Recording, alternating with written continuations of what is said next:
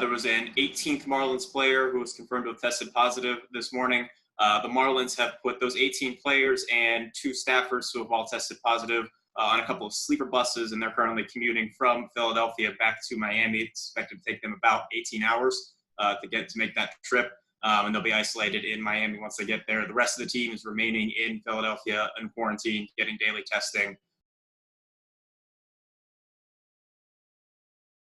We learned this morning that the St. Louis Cardinals had 2 players who have also tested positive.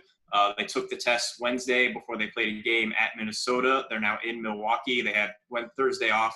They're supposed to play against the Brewers this afternoon. That game has been postponed. Cardinals players are isolating at their hotel in Milwaukee.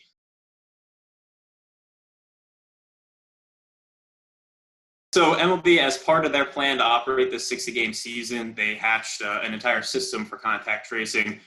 They appointed a few people in the commissioner's office to oversee the program. Those people have worked with teams to identify at least 2 existing team employees that were then trained to do contact tracing.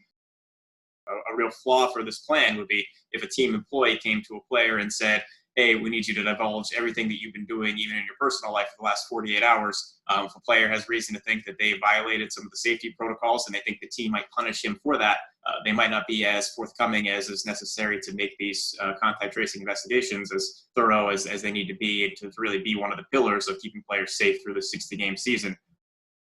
Major League Baseball's contact tracing program is limited strictly to team and league personnel. They might identify as part of that program that a player had an interaction with, say, a hotel staffer. They will not then reach out directly to that hotel staffer. That is not part of their program.